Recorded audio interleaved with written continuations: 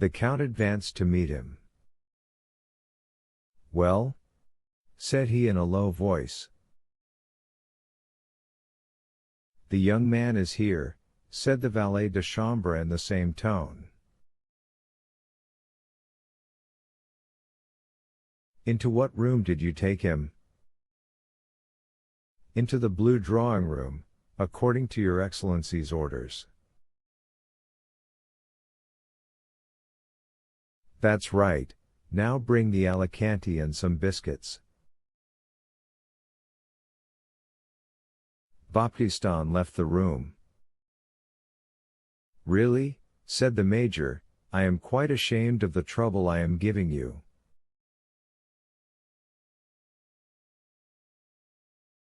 "Pray don't mention such a thing," said the Count.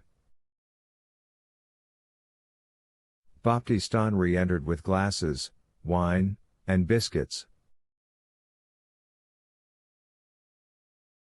The Count filled one glass, but in the other he only poured a few drops of the ruby-colored liquid. The bottle was covered with spiders' webs, and all the other signs which indicate the age of wine more truly than do wrinkles on a man's face.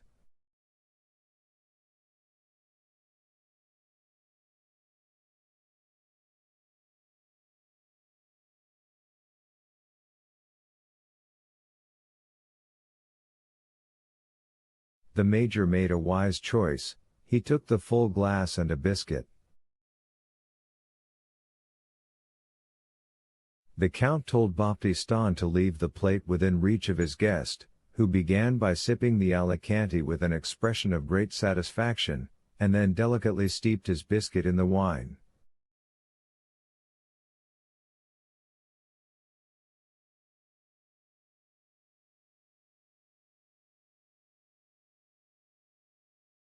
"So, sir, you lived at Lucca, did you?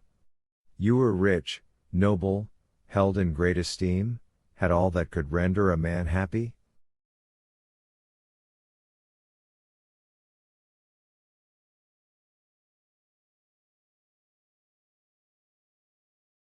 "All," said the Major, hastily swallowing his biscuit, "positively all."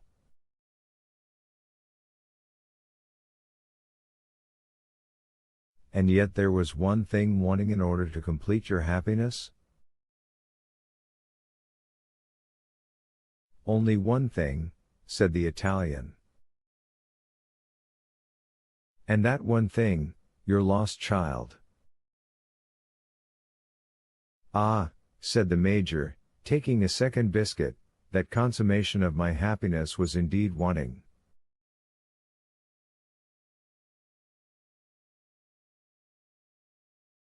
The worthy Major raised his eyes to heaven and sighed.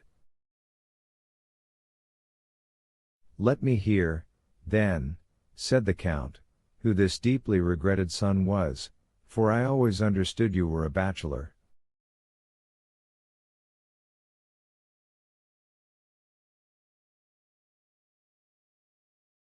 "That was the general opinion, sir," said the Major, "and I."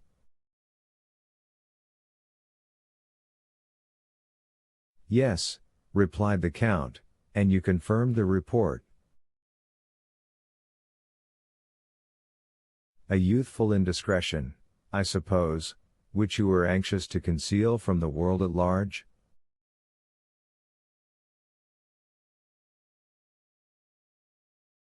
The Major recovered himself, and resumed his usual calm manner, at the same time casting his eyes down, either to give himself time to compose his countenance, or to assist his imagination, all the while giving an underlook at the Count, the protracted smile on whose lips still announced the same polite curiosity.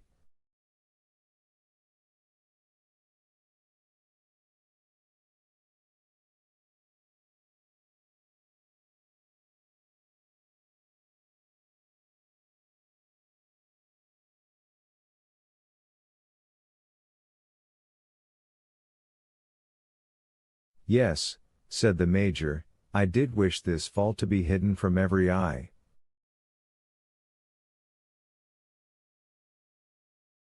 "Not on your own account, Surely, replied Monte Cristo, for a man is above that sort of thing?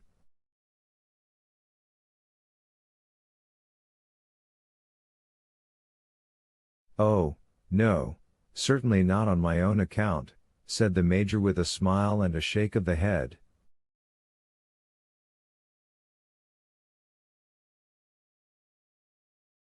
But for the sake of the mother? Said the Count. Yes, for the mother's sake, his poor mother, cried the Major, taking a third biscuit.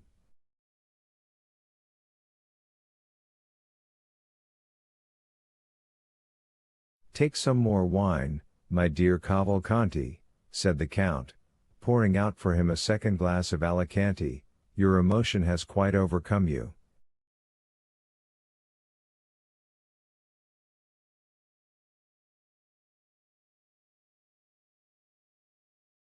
His poor mother, murmured the Major, trying to get the lacrimal gland in operation, so as to moisten the corner of his eye with a false tear.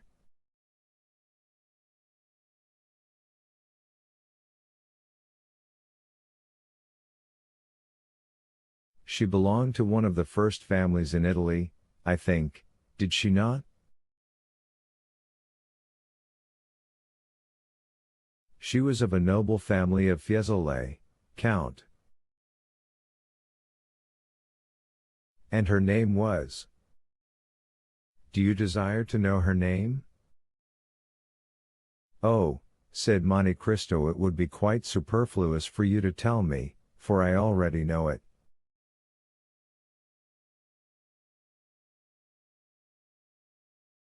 The Count knows everything, said the Italian, bowing. Oliva Corsinari, was it not? Oliva Corsinari. A marchioness? A marchioness. And you married her at last, notwithstanding the opposition of her family? Yes, that was the way it ended. And you have doubtless brought all your papers with you? Said Monte Cristo.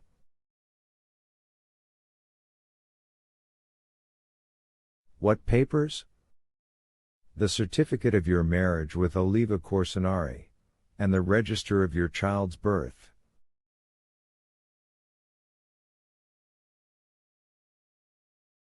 The register of my child's birth?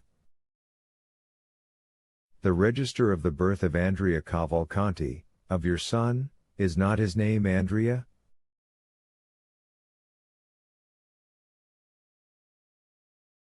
I believe so, said the Major. What? You believe so? I dare not positively assert it, as he has been lost for so long a time.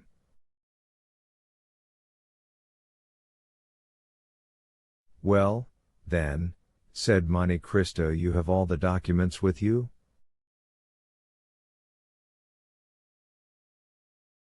Your Excellency, I regret to say that, not knowing it was necessary to come provided with these papers, I neglected to bring them.